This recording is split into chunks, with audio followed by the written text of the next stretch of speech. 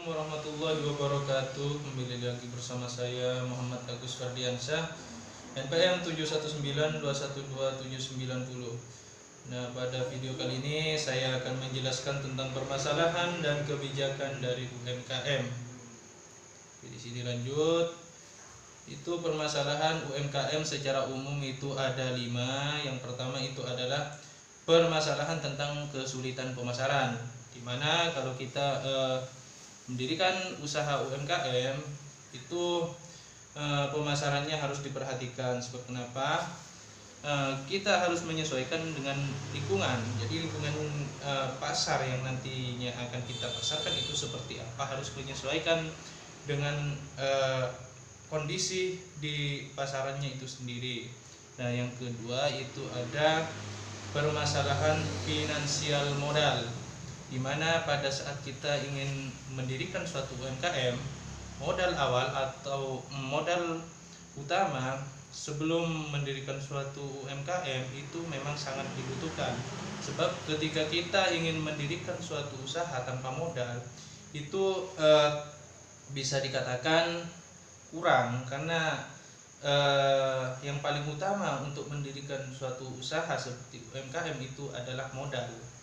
Yang ketiga ini itu ada SDM atau sumber daya manusia, di mana pada saat kita ingin mendirikan suatu usaha UMKM, penting sekali bagi sumber daya manusianya itu harus memang istilahnya terlatih atau memang sudah paham dalam mendirikan suatu usaha. Jadi kalau kita misal ingin mendirikan suatu usaha, kita tidak kebingungan begitu dari segi sumber daya manusianya, sudah paham. Jadi ketika ingin menjalankan atau mendirikan suatu UMKM itu akan berjalan dengan lancar tanpa kebingungan. Ini yang keempat, ini ada permasalahan bahan baku. Nah, di mana bahan baku ini juga bisa menjadi pendorong bagi keberhasilan suatu UMKM, karena UMKM itu pada awalnya kan memang membutuhkan bahan baku untuk memproduksi produk yang nantinya akan mereka jadikan usaha. Terus yang terakhir ini adalah permasalahan teknologi. Nah, permasalahan teknologi ini juga sangat penting, di mana teknologi ini bisa digunakan untuk media pemasaran dari produk usaha itu sendiri. Nah, jadi ini bisa juga menjadi masalah ketika kita mendirikan suatu UMKM. Jika suatu misal kita sebagai sumber daya manusia tidak bisa mengoperasikan teknologi, otomatis kan cara memasarkan dari online itu akan sedikit terhambat. Seperti itu. Oke, di sini kita lanjut, itu ada contoh permasalahan dalam UMKM. Nah, di sini contoh permasalahan dalam UMKM itu ini ada beberapa. Di sini saya bacakan. Ini minimnya modal usaha jadi permasalahan UKM paling mendasar. Nah, di sini juga diperhatikan kalau kita suatu misal minim dari segi modal, bagaimana kita bisa mendirikan suatu usaha UMKM? Sedangkan di sini kalau ingin mendirikan suatu UKM itu perlu adanya modal awal ini. Kalau kita kekurangan modal, nah bagaimana? Contoh suatu misal kita menjalankan suatu usaha, pasti begitu kan? Pasti butuh modal. Nah, untuk yang kedua ini selanjutnya itu ada kurang tahu bagaimana cara membesarkan bisnis. Nah, ini dari yang kedua ini biasanya ini kan kurang pengalaman bagaimana cara kita bisa melakukan bisnis. Nah, otomatis kita perlu belajar terlebih dahulu, perlu tahu, menguak terlebih dahulu bagaimana dunia bisnis itu, tidak asal-asalan kan. Otomatis kalau kita langsung mendirikan suatu UMKM tanpa adanya pemahaman tentang berbisnis, otomatis kan kita juga nanti akan kebingungan mau dijalankan kemana bisnis ini, seperti itu. Oke, di sini selanjutnya itu kurangnya inovasi produk. Nah, penting bagi usaha UMKM untuk terus berinovasi, karena kenapa? Agar konsumennya itu tidak gampang bosan. Makanya pelaku UMKM ini harus terus berinovasi, mengeluarkan produk-produk baru yang nantinya akan menarik minat dan perhatian konsumen untuk terus membeli produknya itu sendiri. Oke, selanjutnya di sini ada kesulitan mendistribusikan barang. Nah, di sini juga penting untuk diperhatikan bagi pelaku UMKM. Nah, bagaimana caranya mendistribusikan barang kepada konsumen? Mau dikemas seperti apa produk kita ini agar nantinya konsumen bisa menarik minat konsumennya, maksudnya seperti itu. Dan selanjutnya ini adalah belum memaksimalkan pemasaran online. Nah, di sini juga perlu ditekankan bahwasanya untuk dari segi pemasaran online perlu adanya suatu strategi bagaimana nanti ketika para konsumennya itu membaca di media sosial, oh seperti ini, bagaimana caranya para konsumen ini bisa tertarik untuk dapat menarik minatnya dari produk yang kita hasilkan atau yang kita produksi, seperti itu. Nah, selanjutnya ini tidak adanya branding adalah permasalahan UKM yang cukup serius. Nah, brand di sini harus selalu dicantumkan dari dalam produknya agar kenapa?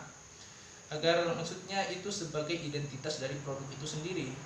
Nih, kita punya brand seperti ini, berarti ini produknya dari perusahaan ini. Seperti itu.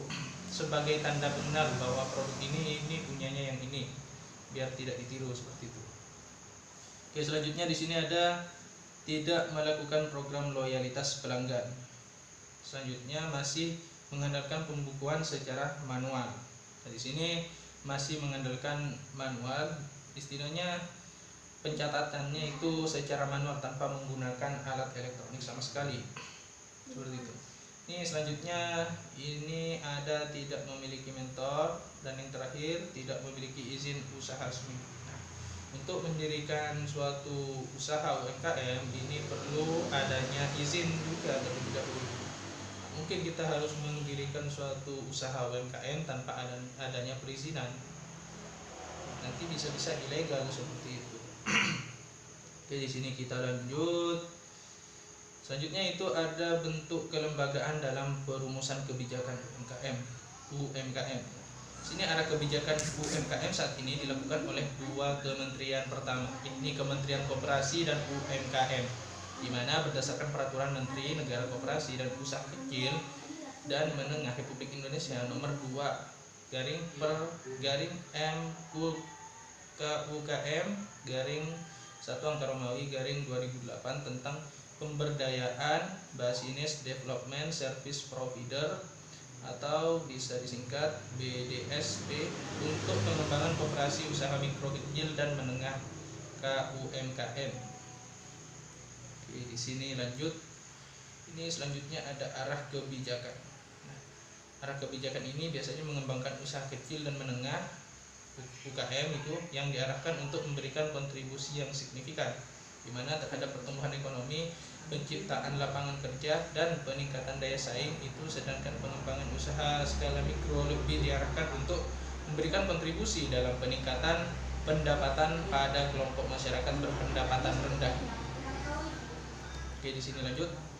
Di sini lanjutannya itu ada dua ya. Yang pertama itu memperkuat kelembagaan dengan menerapkan prinsip-prinsip tata kepemerintahan yang baik atau good governance